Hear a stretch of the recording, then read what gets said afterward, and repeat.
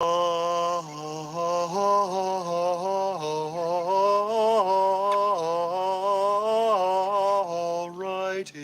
then. I think I'm gonna start every podcast like that. How you making, Bone Gang? And welcome back to another Pelican Bone Outdoors podcast. We try and do this live every Tuesday or Wednesday, depending on how I work and when I can find a guest. So you might see Rudd on a lot every time he has time until I can start filling this thing up with more important people. I'm just kidding, Alex. You know I love you. Yeah, whatever. Now, if you don't start every podcast like that, I am going to be sorely disappointed. I just wanted to let you know that needs to be the intro for every single podcast until it gets big enough that Jim Carrey himself comes and says, "Hey, listen, you He can't." wants some money for it. Yeah, yeah, I need royalties on that one right there. But I don't think Dude, that's happening anytime soon. I grew up on Ace Ventura and Jim Carrey and Dumb and Dumber, all of that. Dude, I love Jim Carrey. I love it, dude. Ace Ventura is the sauce. The best part of Ace Ventura is when he goes to the mental hospital Oh yeah, and he's yes. playing football with the hedges. We're in a tutu. Come in, coach. I'm ready. Yeah. Dude, it's hard for people to watch that movie with me because I'll just quote it word for word the whole time I'm watching it. I can't help myself. Blue 42. Yep, it's my favorite. It's my favorite thing. Well, today we have Alex Rudd on because I just got back. What is that? A week and a half ago from Tennessee from spending the week at Alex's house. We did some fishing. Alex did some catching. And then we went to the BassMaster Classic, which was my first BassMaster Classic. I'll get the words out eventually. English can be tough at times. But yeah, the BassMaster Classic, which was quite interesting for a coon ass like myself. It was pretty different. It's something to see. And when you're Googling it, folks, make sure that you put that B on the beginning, because if you type in BassMaster Classic on Google, something bad may pop up. But no, yeah, I'm glad you come up, man. It was a fun trip. Oh, there it was. It was a fun trip, and I had a good time. We did, or I did catch a lot of fish. I also caught the back of your head with the crankbait, which kind of sucked. But the classic overall was, I think, an accomplishment this year. It was busy, and I did a lot, but I feel as though everything was a pretty good use of my time. You can also probably tell everybody about the call shad too, because I can tell everybody anything they want to know about the call shad. Just hit me up and I can explain that to you. I love it. I love it. But Make the Alex some question money. is, did you have a good time? And what was your assessment of such a large event just for a bunch of dudes who catch a bunch of green and brown fish and then throw them back into the lake? So I love fishing. So any event built around that, I'm okay with. You know, I'm completely fine with. But it was just, I don't know. So like, there's the expo. So we have the Louisiana Outdoors Show, the expo, and it has hunting and fishing and everything, not just the fishing, like the Bassmaster Classic had, but we have the jumping dogs and everything, like when they jump into the pool and stuff like that. So that was very similar, and it just wasn't as big. I mean, you know, the Bassmasters, it was what, three? Well, the main building had what, 3 floors, and they were all full of stuff. Yeah, and then a whole nother building was full of a whole bunch of them. They had, I mean, boats, all, you know, just every brand that you can imagine was there. Yeah, and this year was huge too. Like, this is probably the biggest classic as far as just stuff that I've been to. Like, Really? yeah, I mean, just like all the extra rooms with all the extra booths. Like, they had the big stuff there. You know, they had Pure Fishing and Rather Outdoors and all your big boat brands and all that stuff, right? I mean, like, you know, those are big things that show up to kind of all the expos.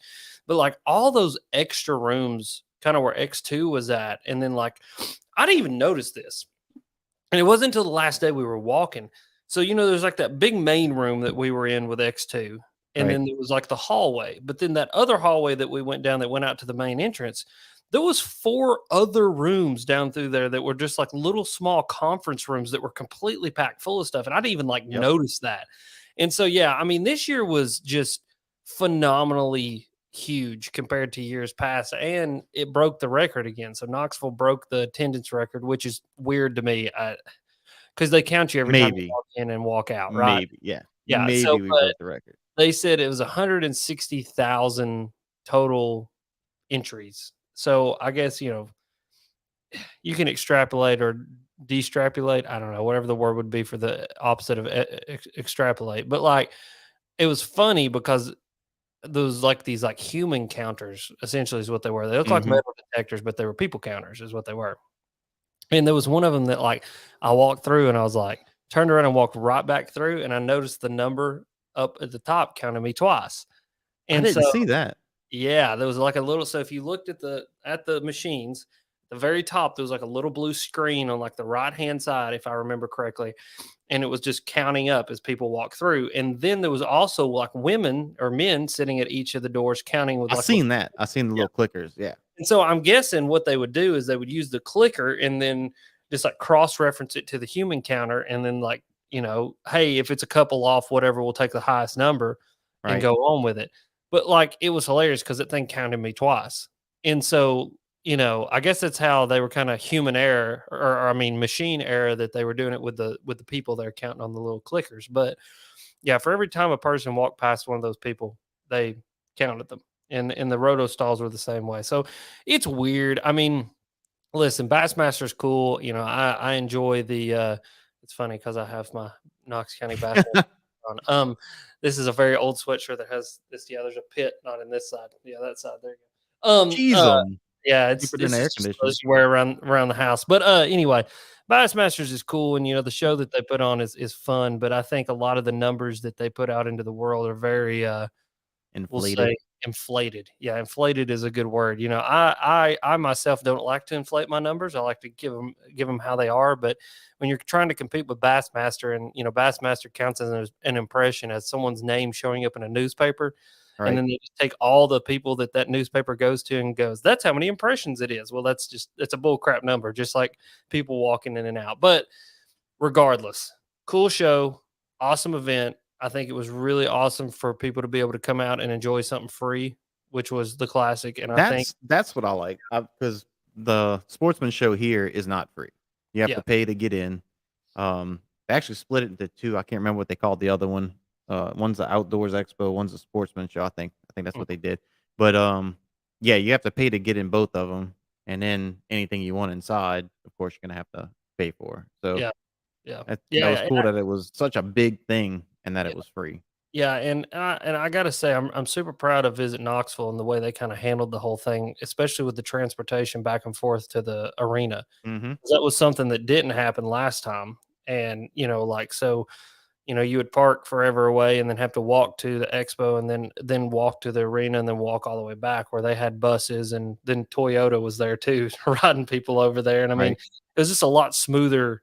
I feel like this year was a lot smoother system, and I also like the party. We didn't go to it, but they had that big, like opening bash or whatever, and like they had the drone show and all that. I mean, it's cool, man. I feel proud for my city, like that we can put on stuff like that, and even if it was not 160,000, whatever, it's still a lot of people showed It up was a lot of people. and they got to enjoy bass fishing. And I think that that's one way that we grow the sport is we get people in there and we let them enjoy cool stuff like that because it makes them go, hey, I want to buy a rod and a reel and go try to catch a fish. So it's cool, man.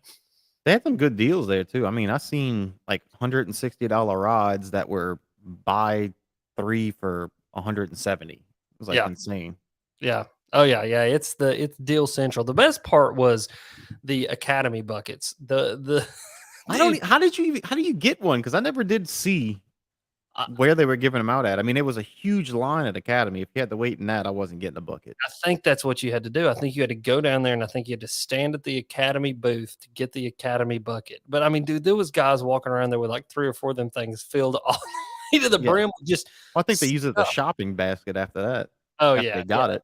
yeah. But yeah, it's funny, man. I mean, that's kind of the funny part. Like people would walk up to the X2 booth and be like, "Hey, are these stickers free?" And we're like, "Yeah." Yeah. It's like, "Do you have an Absolutely. X2 battery?" No, no, I just want the sticker. Oh, Yeah. okay. Free Well then advertisement. Go yeah, for it. yeah, stick it on whatever you want to. Stick it on your forehead for all I care. I mean, get X2 out there into the world. But yeah, people are funny. Like I love those shows because it does bring out some very interesting folks to say the least. And sometimes you just got to sit back and people watch because Oh, like, dude, I love people watching. That's the only reason to go in crowds for me. It's just the people watch. find you a nice comfortable spot and just see what develops. And then I'm in redneck country, so it was a different breed.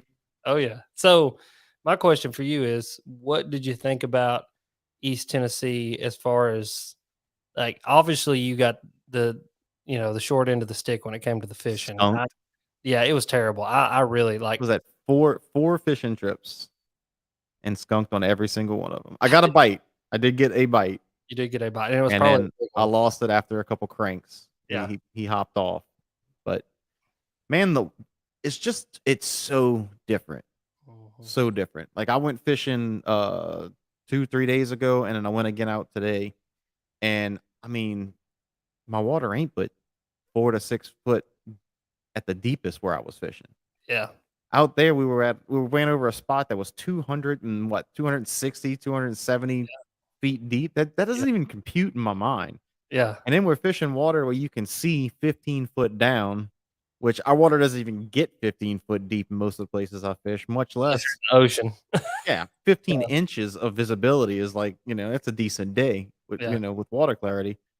So that was kind of crazy. And then the drop, like when we fish in these banks, I mean, it goes what 20, 30 foot down, and you're not even 10 yards from the bank.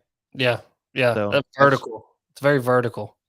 so that like I have less I guess variety of baits to choose from. So it's easier for me to make a decision Yeah. here than it would be over there because one crankbait can handle the whole depth that I'm fishing in. Yeah. From 2 to 5 foot crankbait will pretty much cover the whole water column where I need to fish. Yeah. Yeah. Exactly. It's like you have to find where they're suspended because it might be 30 foot deep and they're just sitting 15 all willy nilly, just hanging on a rock somewhere. It's just Yeah. ridiculous.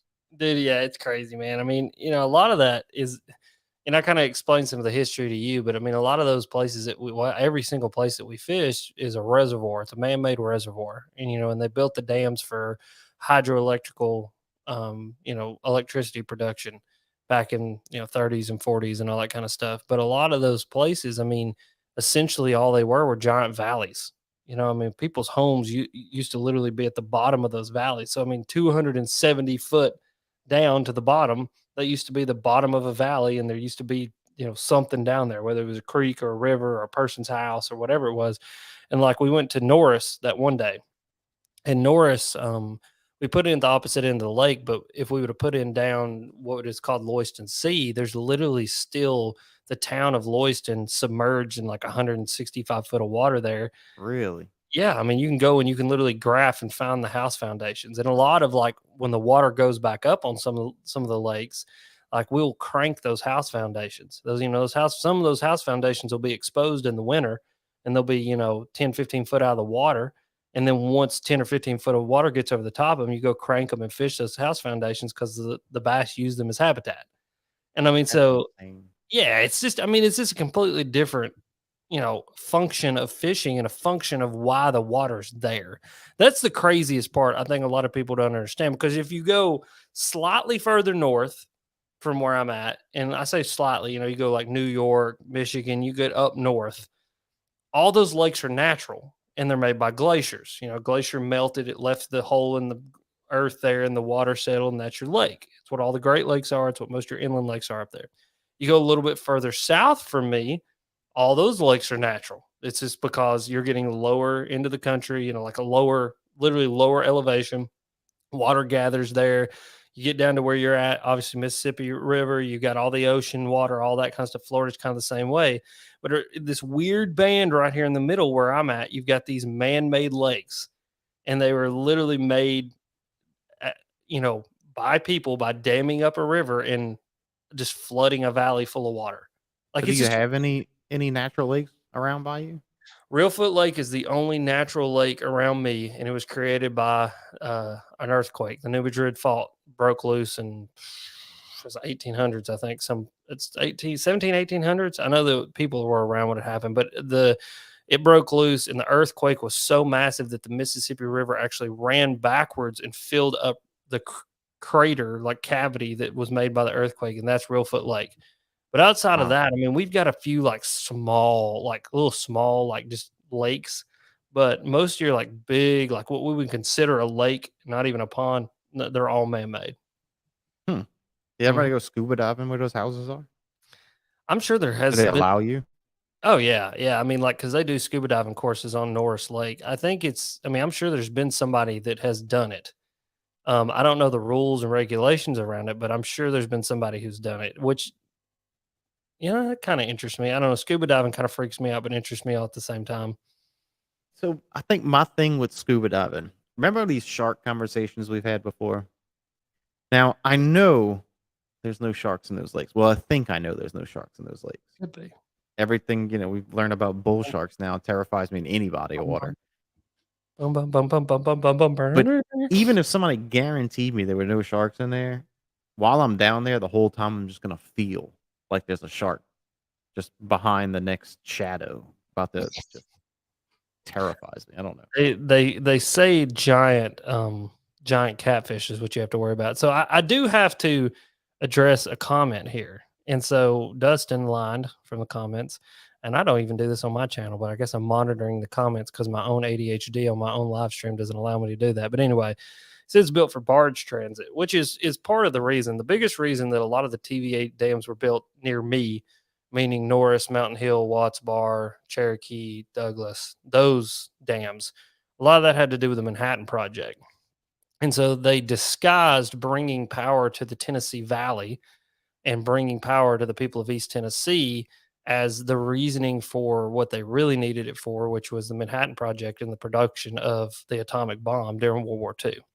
So interesting, but it's a history that a lot of people don't know, and I love to share it. I need to get somebody on from the TVA, which I do have some contacts now on my podcast to talk about that. But we talked about that a little bit. I took you through Oak Ridge and all that. Yeah, that was very interesting. And yes, there's bull sharks in Illinois. They've gone that far up before. Yeah, they've been. I think the furthest that a bull shark has ever been tracked was actually on up into Minnesota somewhere. Yeah, it's terrifying. Yeah, that's absolutely terrifying. Yeah. I hate sharks. Well, I mean, I don't hate sharks. I love sharks. I just don't want to get eaten by one. I guess. So you know that Jaws, the movie Jaws, is inspired by a true story of a great white shark that made its way up into a river in, I want to say Maine is where it was at. I may be wrong, but it's one of those like far northeast states. And it's based on this true story of this great white shark that wreaked havoc in this town, that it swam up this river and like it killed some people. And then Steven Spielberg just took that and like ran with it. Story of Jaws. Yeah. I mean, he just made it up, but I mean, it was based on that event. Did you see the great white caught off of Alabama, Orange Beach, Alabama? I did not, but it does not surprise me. I think that was like the closest one. Oh, in that area, I guess. I don't know. It was a big deal, but I mean, again, dude, they're terrifying. I mean, I was in North Carolina one time. We were at where's Myrtle Beach? That's South Carolina, ain't it? Yeah, I don't know. Anyway, the Gatlinburg on the ocean. I hate the place, but anyway, we were there and we got to looking at the O-Search thing. And while we were there was a 16-foot great white shark that was just like perusing up and down the coast the entire time we were there. And like at one point, it was like 2 miles off the beach, just doing whatever great whites do. I guess it's swimming around out there waiting for somebody to screw up so you could eat them. I mean, like the thing about a great white, I think. Okay, so great whites are terrifying in their own kind of regard because of how big they are. I mean, it's obviously the biggest shark next to, you got your whale sharks and all that, but your biggest like predatory shark, something that's got teeth that eats things. But like, you look at a bull shark's kind of more scary because they can live in fresh and salt water. The dirtier and dingier the water is, the more they love to be in it. They're kind of like a bass. I mean, they're like a giant largemouth bass, but with teeth, and it'll take your leg off. Yeah. But like, dude, those videos of those great white sharks literally launching themselves out of the water after those fake seals, dude, just think about it for just half a second. And this is what I always tell people. Like, you watch that and you go, oh, wow, that was cool. But then when you think that is like a 17-foot, 2,800-pound animal that just launched itself a good 6-7 feet into the air, like a torpedo. Ugh. And that would just take a limb straight off if he just hit the limb. I mean, I would hope he would hit my head. Like if that's gonna happen to me, just like that. Just end it right there. God, it's terrifying. Well, what's crazy is like you see some of these shark attacks. Like there was one that I saw one time that the guy It was just the sheer impact of the shark hitting him that actually like hurt him more. Like he didn't even get bit. It was just like the sheer impact of the shark coming up under his surfboard and hitting him. Like it crushed like 4 of his ribs, like dislocated his vertebrae, dislocated his arm, and like he's flailing, like looking and waiting for the blood, and there's no blood because the shark missed him with his teeth somehow. I mean, God was looking out for him, but like all at the same time, just the sheer impact of literally what is like a car. I mean, it's like a small SUV, or it's like a Honda Civic hitting you at 55, 60 miles an hour and launching you 6 feet into the air. I mean, dude, it is just absolutely insane. They're just one big muscle.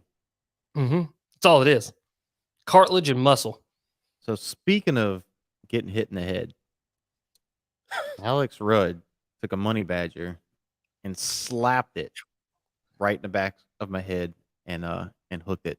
For you guys watching it live, check this out. See if I can do this. Here we go. Here we go. This is the short. This is just the short I did of it. So this one's really quick. Oh, wait. Nope. I'm getting it. There we go. I don't see how that somebody.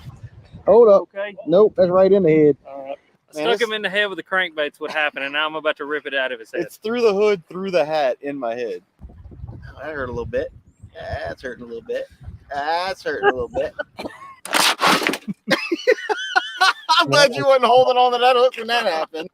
Oh, Mother Nature. Ready? I'll go on 3. Ready? 1, 2.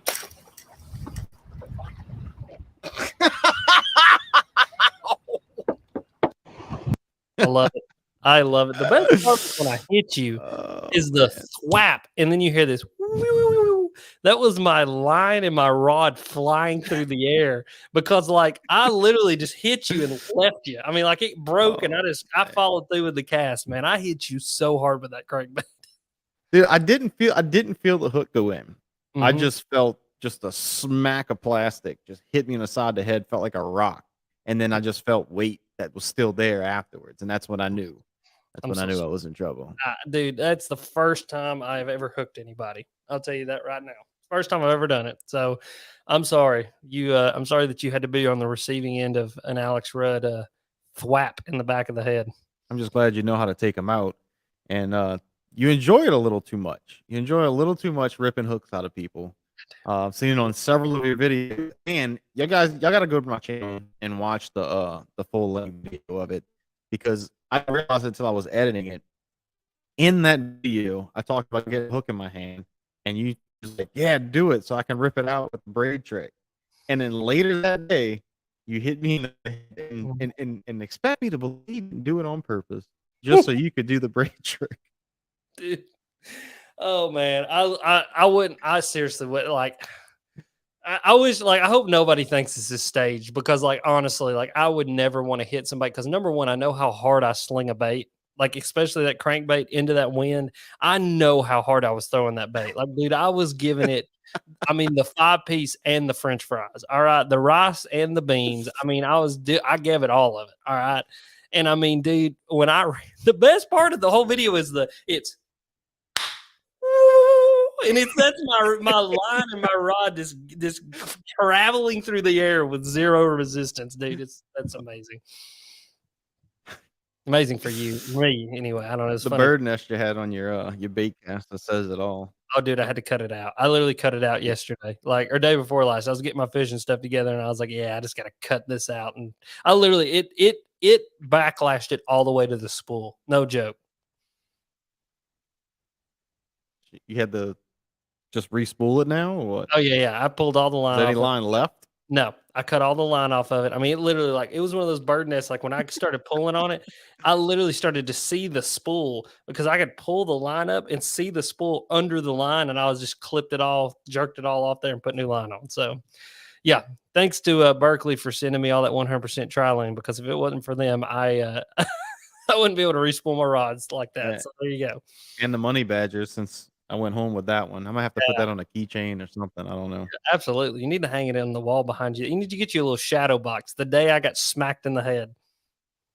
I I could probably fill up a shadow box of hooks that are going in me because I already had. This is the third time I've gotten hooked, Mm. and twice of them just this year, and we're only in April. So Yeah, you don't need to hope that's continue not a that. trend. Yeah, Yeah, you no, I don't need hope it's I hope it's not a trend. I don't like getting hooked. It's one of those things, like, there's nothing that feels quite like having something jabbed in you like that. Like, if anybody's ever, like, stabbed themselves on accident or, like, run something through your finger, your hand, or your foot, it's probably one of the most unique feelings, especially when it comes back out. Like, when you pull it back out is the when it's really just like, ugh, you know what I Imagine mean? stepping on a Lego. Yes, yeah, stepping on a Lego, that'll hurt. I mean, that's deep. That's like deep soul pain is what that is. There's a new TikTok trend going around where they get a bunch of boxes and cover up the tops, and you just got to jump through them, and one person's has Legos No, in it. Yeah. no, Oh yeah. no, not me, buddy. It's yeah. Yeah. The last time I got hooked, I was deep sea fishing. And what was crazy is I went airborne on the back of a boat and had a mackerel hook go through my two fingers and pin them together. And then I broke my ankle. Well, broke my leg technically. I broke my what's not your fibula, what's the little one on the outside? Tibula. I don't know. Anyway, tibula? Yeah, maybe that's it. I Mhm. broke that bone. But I didn't even realize my leg was broke because I had the hook in my finger. Wait, And this the all happened at the same time? yes, yes. So I got the video on obviously YouTube. It's called "I Broke My Leg While Deep Sea Fishing" or something like that. I've also got like shorts of it on TikTok and everything. But what happened was we're on this giant boat. It's called a Freeman, and it's this like big like catamaran style boat, especially or supposed to be like especially good in like really rough water. Well, that day we got out there, it was like really, really rough water. Like I'm talking those kinds of waves. Like we're in a 60-foot boat and you would like go in a wave and like lose horizon sight and come back out of the other wave. Ooh. And so the guy who was driving the boat, he's kind of driving the boat a little bit like a dick to quote my good friend, Mr. Judson Brock. And and so we're driving and we go off of a wave and we drop off the backside of a wave. So you would think hitting a wave would be the problem. No, no, no, no. It's the drop off the backside of the wave because it's like somebody literally taking the floor from under you and jerking it like 6 feet down. And You so come off the boat? yes, so I'm standing there and I'm holding on and we drop. And when we drop, these mackerel hooks literally float up in front of my face.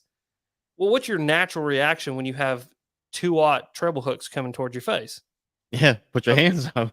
so I cover my face, letting go, and I start floating backwards away because I'm now let go of the boat. Mackerel hook goes through my finger.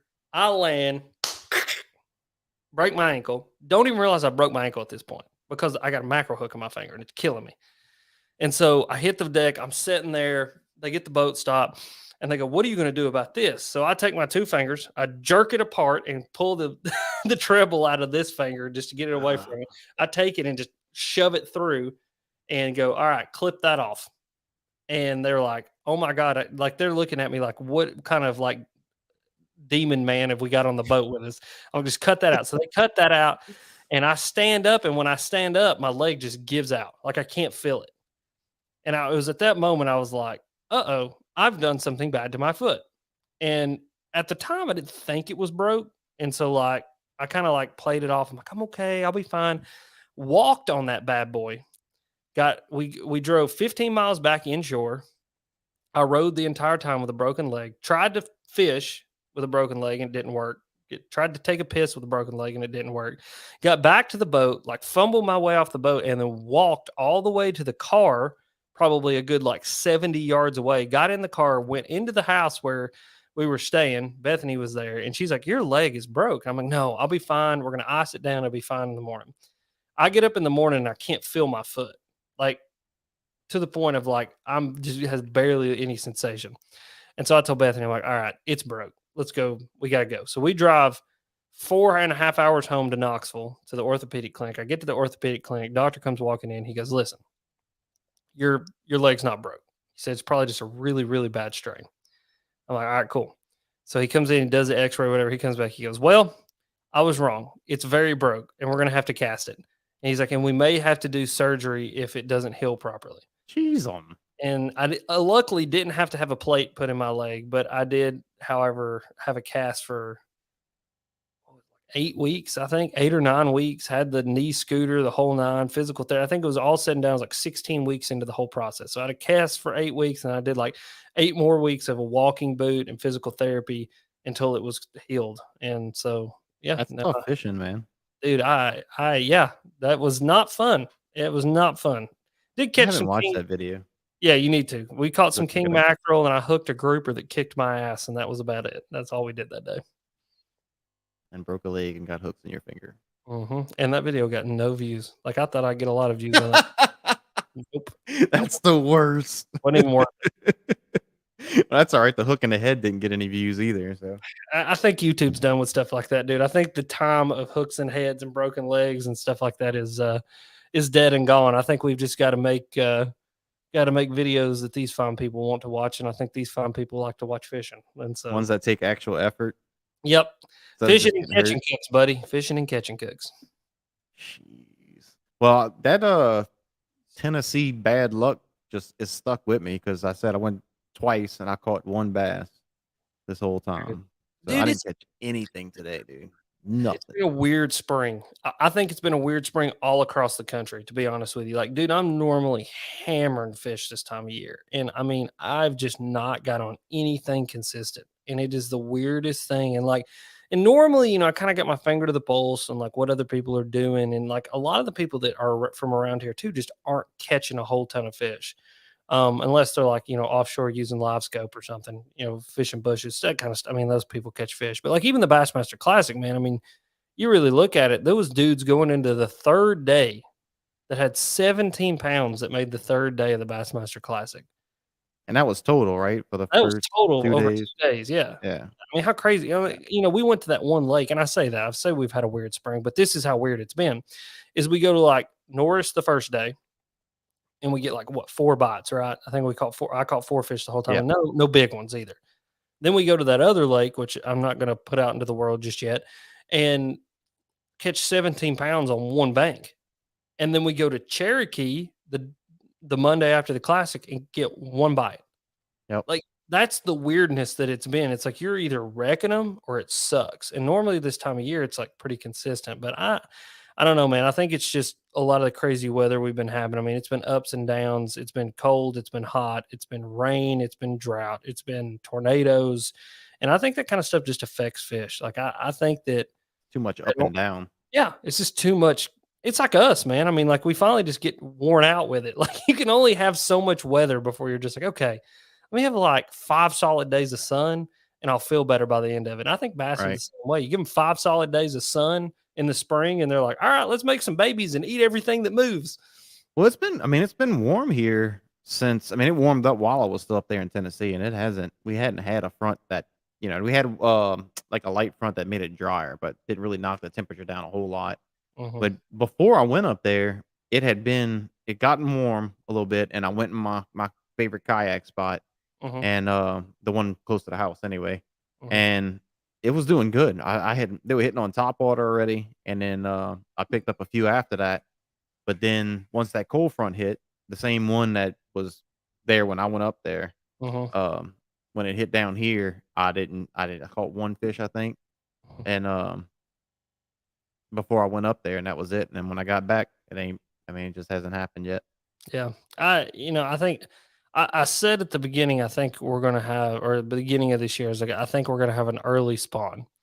And now that it's kind of developing and the cold front moved through and everything, I think we're going to have a late spawn now. And, I was looking back at some content that I made a couple of years ago. It's like two years ago, I think is when it was. And we had this kind of same weather trend where we had like this really cold kind of snap come through, and then it got really hot, and then we had like a bunch of tornadoes and bad weather.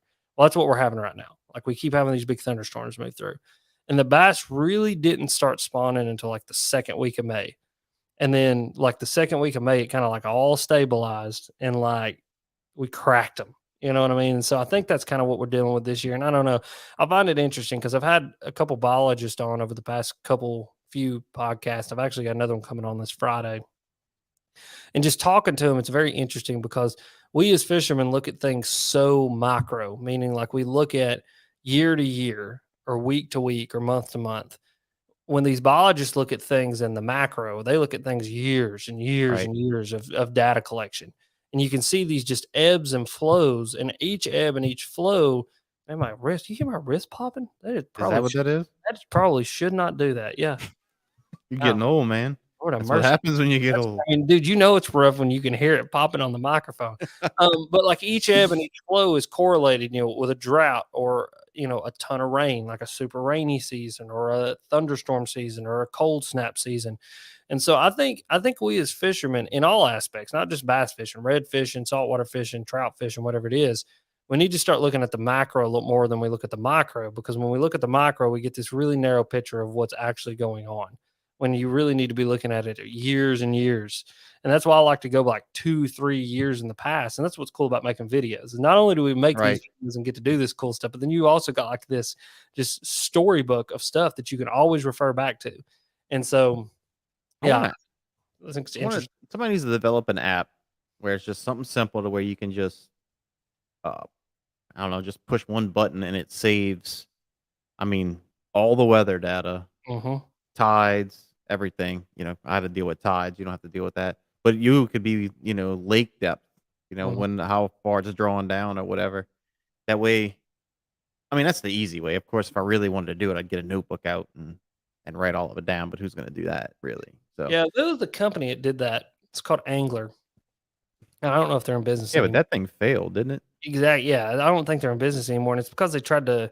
It was like it was good and simple, and then it was kind of overcomplicated, and then they tried to gamify it. And when they tried to gamify it, it's when No, it kind of went to when I went don't. to I don't trash. want it for fun. I want it for after I collect data for 5 years, I can go back and see which spot's hitting in this kind of weather, this time of year, blah Yeah, blah blah blah blah. yeah. I think it's doable. I think it's hard, but I think it's doable, and I think it's going to have to take a company like Humminbird. I think it's going to have to take one of these electronics companies to do that, like a almost like an export, like a CVC file export system from your graph, and then you can then aggregate that data and kind of turn it into these data sheets for you to be able to read.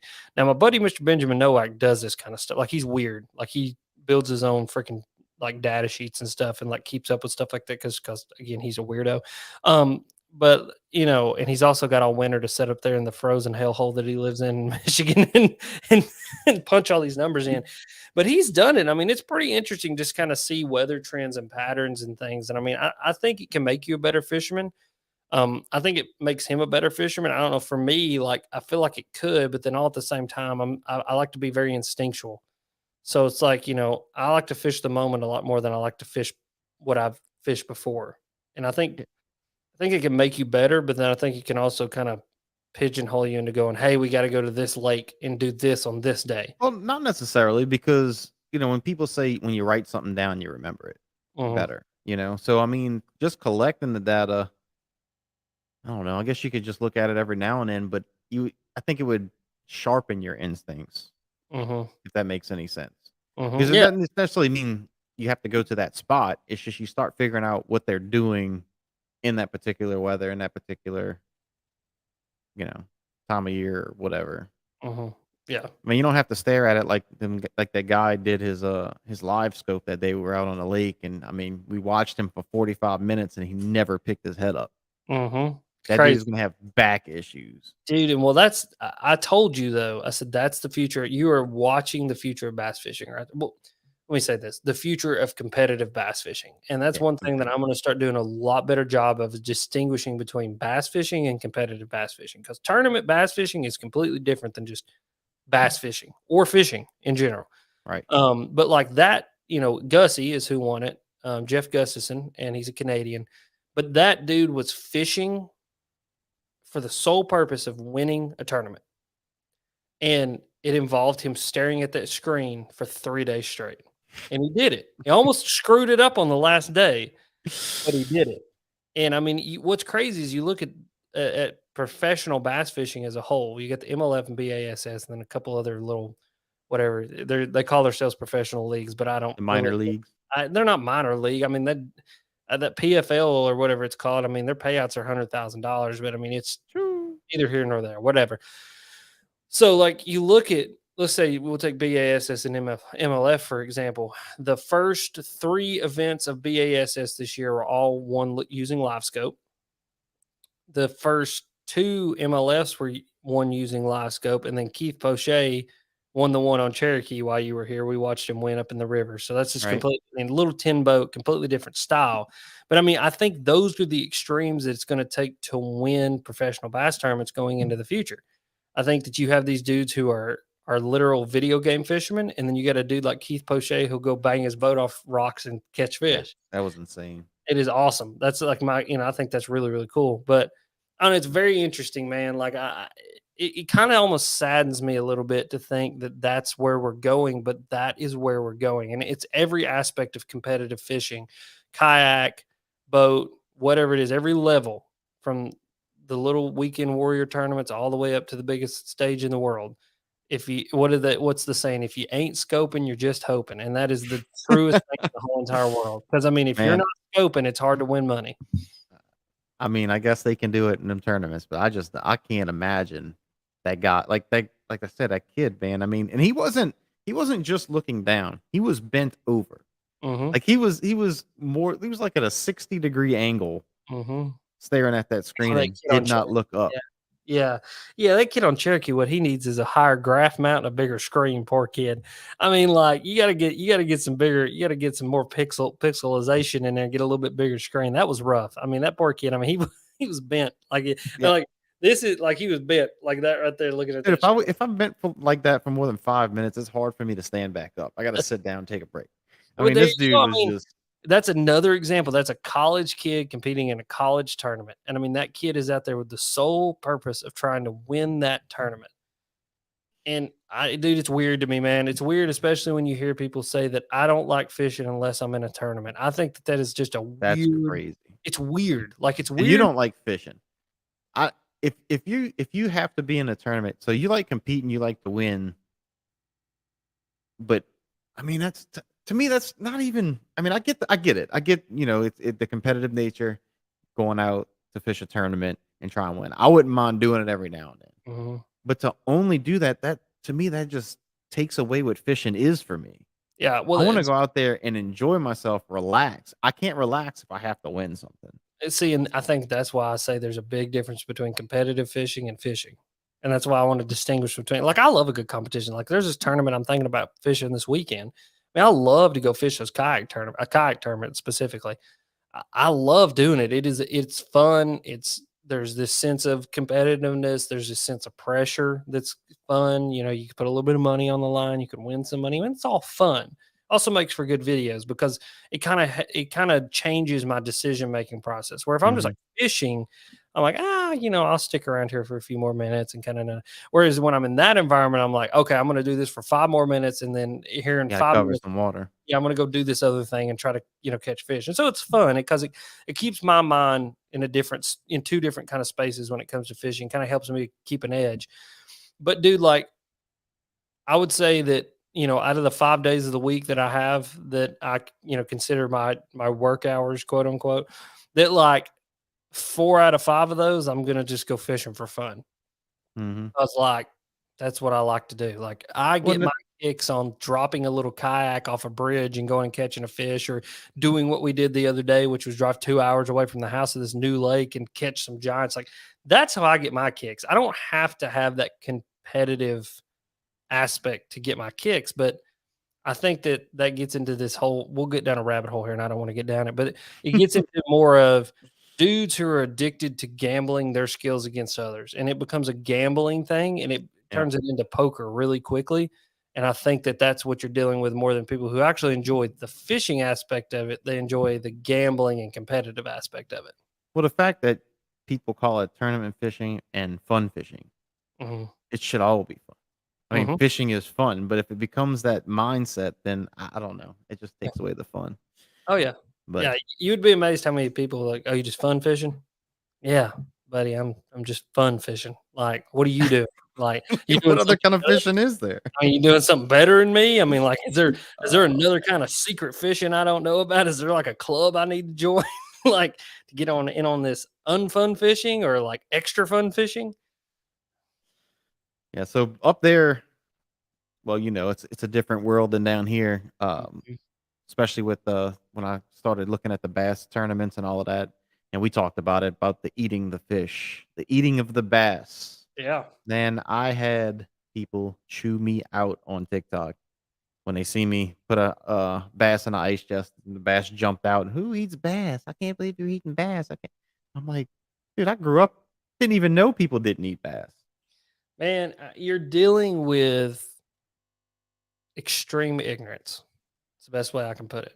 That's the nicest way that I can put it, because ignorance is not being an idiot and it's not being stupid. Ignorance is a lack of knowledge. Just It's not knowing. it's not knowing something. It's the not knowing of something.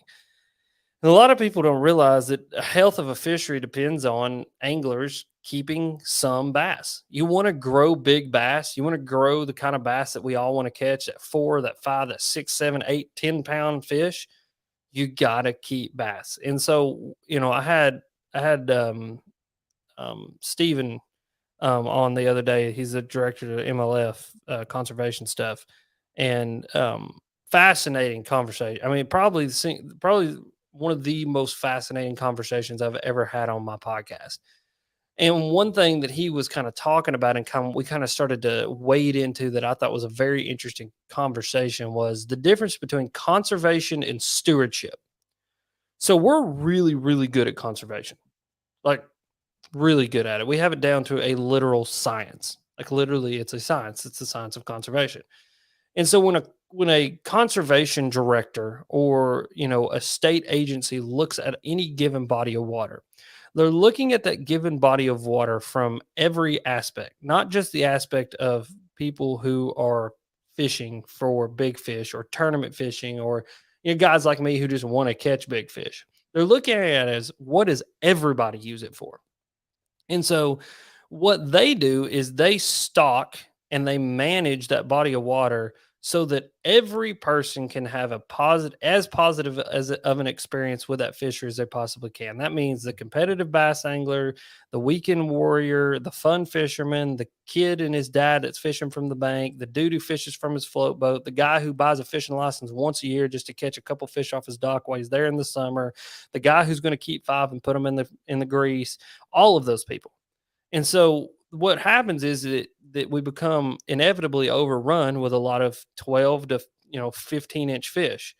And then you have hundreds upon hundreds of thousands of 12 to 15-inch fish, but only a few of those bigger than average fish that we all like to catch, those ones we like to run into. And the only way to remedy that is to take out those smaller fish, to create less competition so that those bigger than average fish will have more food to then grow bigger over time. And Sure. then going from the conservation side to the stewardship side, then we have to steward those individual exceptional fish in a lot better way than we do. And stewardship means to protect that individual fish. So we get away from conservation, which is I want to protect fish as a whole, and we step into stewardship, which means I want to protect this particular fish with exceptional qualities.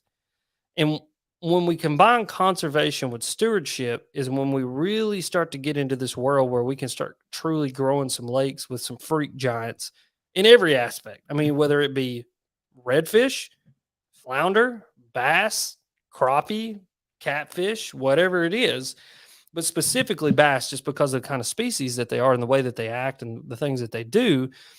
So that means like not sticking that 4 pounder in a live well and driving it all over the lake and then weighing it in a scale and holding it up for a picture and suffocating it and throwing it back in water that's 10 degrees warmer than the water that you took it out of. And then ultimately it swims off and you go, oh, I did a good thing by putting him back into water. But then it swims off and a week later dies from delayed mortality. And you're still as ignorant as you were when you put the fish in the water and thought that you did a good thing. That's stewardship. Stewardship is knowing that that's not a good thing. And the more people that I can have that conversation with, and we can start to influence people's decision making into it's okay to eat bass, but we also have to steward big fish and to make them bigger fish, is the day that it all shifts. But it's going to take a mass like re-education of bass fishing specifically, because bass fishing has gone to this extreme of catch and release every single thing, and it's a sin to not catch and release every single thing. And that is probably the most ignorant position that we can be in as bass fishermen in particular, especially bass fishermen who want to catch big bass. So we have the opposite problem here. Is everything that gets hooked goes in the ice chest for most people. Mm-hmm. And there's a bunch of outlaws too. So just because there's a slot limit doesn't mean Yeah. the redfish outside the slot aren't going in ice chest. Yeah. I mean, there's people with tactics where you put it in a bucket and keep it next to the water. If the green jeans come, you just kick it over and woodfish. Yeah. So I hear stories, but yeah, like I said, it's the opposite. And I think it comes from the poverty back in the day here. It's the deep South Cajun, Spanish, German, Mm-hmm. but everything they didn't have the money, so everything they caught was food. Mm-hmm. Well, that kind of got passed on to now it's not the case anymore. Mm-hmm. But that's just that mentality of every trip's a meat haul. Mm-hmm. So they keep everything. Yeah. So Yeah. I'd like to get a biologist from our wildlife and fisheries, try to get them on the podcast and ask them, because I mean we don't have very many big bass in the tidal waters anyway. Mm-hmm. I'm not sure about our lakes, but I would like to know if it is because everybody keeps bass that we can't get big ones, or is it they just won't grow because of salinity and That's probably more than anything. It's just the environment isn't right to grow big bass. that's what I think. Yeah, I actually looked at it one time because there's this lake down in Orange Beach, Alabama that I fish when I go down there, and it's the closest fully freshwater lake to the ocean. And so inevitably with, whether it's like storm flows or whatever, there's a little bit of salt gets in there. And I mean, obviously there's a certain level of salinity that is in the lake, period, because there's redfish in there too. Mhm. Anywho, but those bass like just don't. I mean, they're just not gonna get that big. Like you'll have that one or two like exceptional fish that like do really well and get big, but like big is like 5 pounds. And I think it just has something to do with the bass's inability to do well in super salty water or even a little bit salty water. Because that's one thing. There's this place. It's called the Sabine River. You probably know about it. I think it's on the Louisiana Texas line, and like the tournaments will go there, and everybody always talks about Sabine River sucks because there's no big fish. Well, a lot of it just has to do with the salinity level. I mean, the fish just physically can't get big enough. And then I think too, there's the aspect of the competitive nature of saltwater. So like a redfish is going to outcompete a bass, period. They're more aggressive, they're bigger, they're faster, they're stronger, they eat more. They're just more of a apex predator in that environment than a bass is. And ultimately, there's not a lot of stuff in salt water for a bass to consume that is going to be as nutritious as it needs to grow. And so, like, Stephen was talking about this the other night, Stephen Barden. He was, if I remember correctly, he was like, a fish has to eat 6 pounds of food a week to grow a pound per year. Wow. Yeah, and so like that's a bass. If I think that's what if it's not that exactly, if I misspoke, it's something very close to that. So like you got to think about like if a bass is in salt water and he's surrounded by blue crabs and shrimp and a few little bait fish and like mullet. Like those aren't all very accessible things for a bass. Like you're gonna have to tangle with a blue crab. You know what I mean? Yeah. Like shrimp are quick and are gonna get away from him. The mullet, yeah, there's some mullet that are big and small enough for him to eat, but a lot of them are big. Whereas a redfish just looks at that and goes, "Oh yeah," like it swims up on a blue crab and crushes it into 1,000 pieces and just goes on with its day munching on. Oh, they shrimp. love crabs. Yeah, and so it's just one of those things. It's like I think when you look at that salinity level, you're just dealing with it. Ain't enough food and it's not the right environment, kind of I deal. tell you what, them bass do like those blue crabs though. Do they? Yeah, oh yeah. They like the little, the babies that was swimming Yeah. around. Yeah. I've caught several bass and cut the bellies open. They were full of those little crabs. That's funny, man. That's like a Yep. little crawdad. I mean, it's Yeah. essentially the same Basically little the critter. same thing. Yeah. And I'd I like mean shrimp. I mean, I don't see why they wouldn't eat shrimp. Oh, I'm sure they crush shrimp. I think it's just more maybe it's how hard they are to catch. I don't know. Shrimp are interesting. Shrimp is just a weird thing to me, period. Like when I was Shrimp are red fishing. delicious. Oh yeah, they are. But like when I was red fishing, to see the shrimp jumping away from the redfish as they swim down the bank, and then you realize like how many freaking shrimp, just the biodensity of just things in the water there is absolutely insane. Like, and I think again that plays into probably why bass aren't that big. You gotta think. I mean, I don't know how it is down there, but I know when we were in North Carolina, I'm looking at that picture and that is our background. Are those fish swimming down the bank in that picture? Are those redfish or is that just No, grass? that's just grass. Oh, okay, never So mind. that dark area below Mhm, me is mhm, just cleaner water dumping into dirtier water. okay, sorry, that was my ADHD kicked in there for a minute. Squirrel. Squirrel. Um, but anyway, like there was one thing that struck me about North Carolina is we would go back in these flats, and Judd would push poles back in these flats, and you would see redfish, flounder, stingrays, mullet, shrimp, crabs, just all these other little fish, these like pinfish looking thing. I don't even know what they're like. I think they're called pinfish. And like there's all these fish and all and little sharks. Like there'll be little sharks swimming around back in there. And like, but then too, like it wasn't like, oh, there's one, and then like 10 minutes later, oh, there's another one. It's literally like stingray, stingray, stingray, stingray, stingray, flounder, stingray, flounder, stingray, stingray. It's like a pod of 15 redfish pushing a pod of shrimp that's as big as the front of the boat. Stingray, stingray, flounder, stingray. I mean, like just so many animals in one spot. It's not always like that, but it does definitely get that way. Yeah, it's just crazy. Like I mean, and I know bass fishing and freshwater fishing is probably very similar. Like you think about biodensity. I'm sure if you like jerk the water out of the lake, you would just really realize how much is there. But just being able to see it with your eyes, you just go, wow! Like there is so much here versus like freshwater, where I feel like there's some banks that you go down, there's going to be nothing there. Where Nothing. there, it's like there's always feels like there's something there. You know what I mean? Man, I'm going to my absolute favorite spot next week, and you need to come down and fish that Okay. as soon as you can get over here, Little red fishing hole. dude. It's especially right now. Well, I mean, it's been weird the last couple weeks, but right now, usually bass, redfish, there might still be some trout hanging around. They're gonna start pushing offshore. Um, but I mean, I've caught sheephead there, just like our sheepshead, not whatever y'all call sheephead or whatever they call sheephead up north.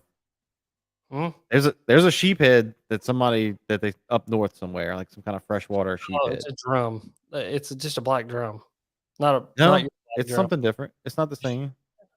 Well, It's a different fish. sheephead.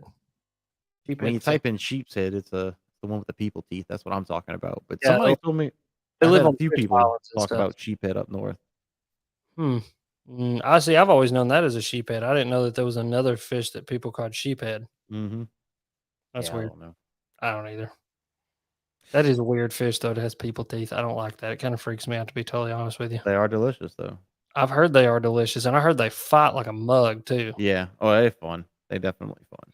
Yeah, I've never. Last year I thought it was a redfish tailing, and I cast it and I reeled him up. It was one of those, but he fought like a redfish. It's a So beast. angler tail, how I caught the state record 36-pound sheephead on Oneida Lake, and it's a drum. It's a freshwater drum. Oh. So that's what they call freshwater drum, just because they're idiots. It's hey there, ho there, we're gonna go catch you some sheephead there, bud. Like shut up and sit up there. Your frozenness. Yeah, that's something that got me too. When people talk about season, like it's fishing season, I'm like, what does that even mean? Yeah, I have no idea. That's It one. has to be where it freezes, like where ice Yeah. lakes. Essentially the ice. I mean, the ice is what creates seasons. And then two, there's seasons. So like in Michigan, you cannot keep any fish until like May something. I think it's literally the first week of June, and then you can start keeping fish. So they have like seasons, and in Canada, it's definitely like this. So essentially, they just cut off bass fishing during the spawn, and you're not allowed to keep any fish during the spawn, which is honestly, again, kind of a misguided, almost ignorant assumption that. Anywho, we're not going to get into that. I've had that discussion on my podcast. If you want to listen to it, You want to go check it out?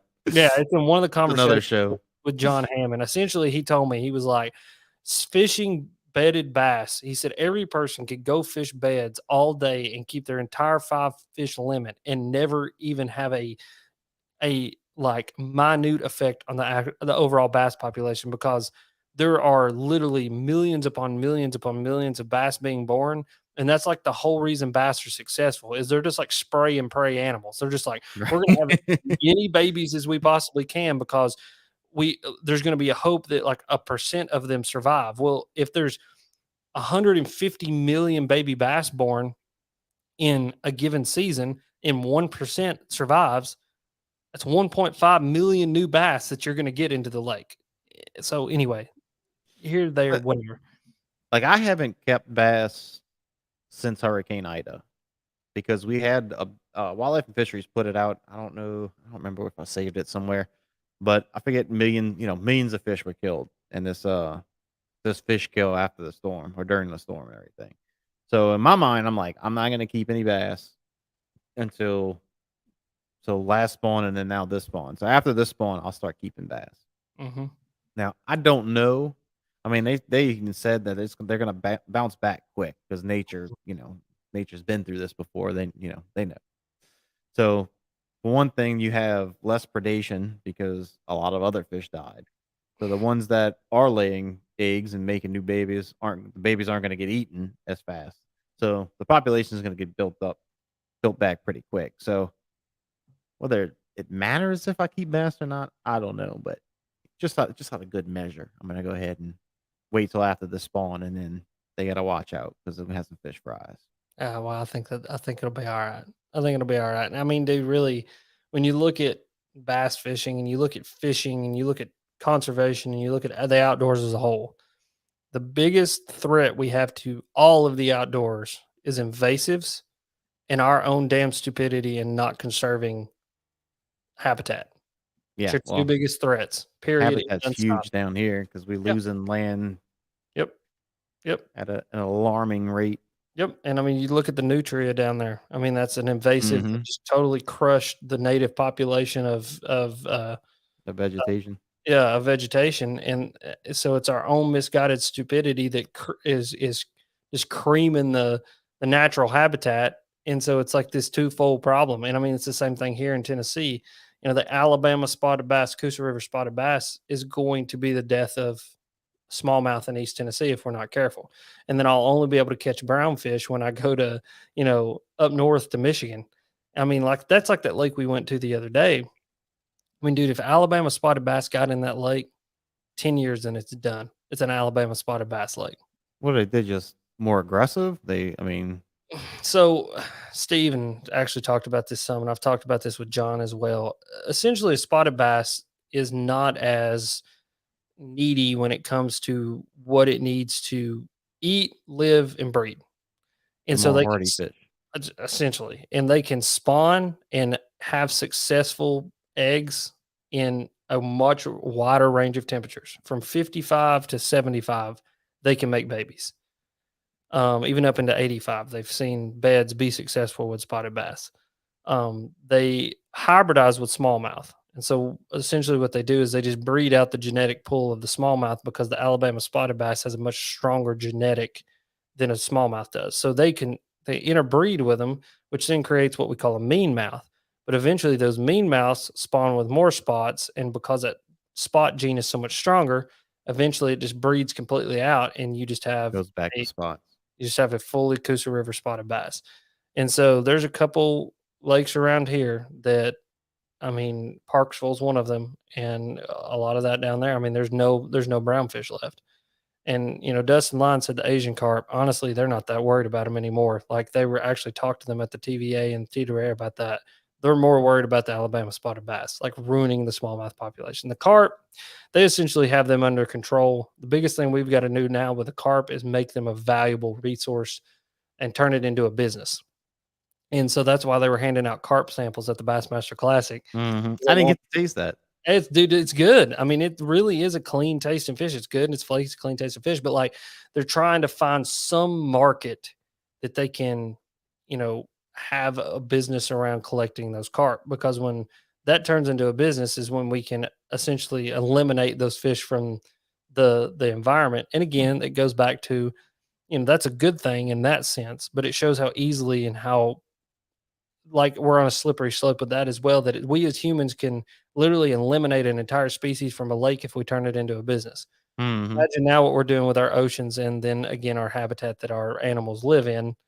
And again, I go back to say invasives and habitat loss are the two biggest threats to anything we've got going on. Yeah, buddy. I'm hoping I can get some more biologists or some biologists on this podcast. I got one that I got to send the email out to the fur bear biologist to come on and talk about nutria. I would Hopefully love that'll happen soon Yeah, because that's awesome. there's many questions. I know a lot of people have questions like with the seasons and why there are limits to certain people and all of that. So I get her to explain all of that. Something to do with a black market, but Ain't nothing I better than don't. the black market. I just don't understand it. Like if you want them going, you want them going. But my only, maybe they just don't want them going. I don't know. I don't know. I don't know, but what? Green, blue, or purple? Green, blue, or purple? Purple. My balls was hot. There you go. That's all I got. I'm done. Lord of mercy. I don't know why it's not loud enough. You got to turn it up. Turn it up more on your board. I have it turned up all the way.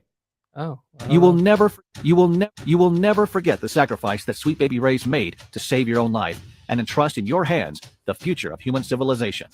So you're telling me there's a chance? Yeah! We're playing with buttons. All right, y'all. It's past an hour. We're starting to just play with buttons instead of talking about fishing. So we're gonna go ahead and wrap this thing up, guys. You can check this out wherever you get your podcast, or you can join us live on Tuesdays or Wednesdays. Just depends on when I'm working. You can check out stories on Instagram and Facebook. That'll let you know when we're having this thing. And of course, you can check out Alex Rudd on all of social media, pretty much at Alex Rudd Fishing. That's me. You'll see my ugly mug. Yeah, the drawing of his ugly mug in a circle. You'll see That's it. It's orange. It's orange with my cartoon face on there. Alex Rudd Fishing on every platform. All right, folks. Peace out. Bye.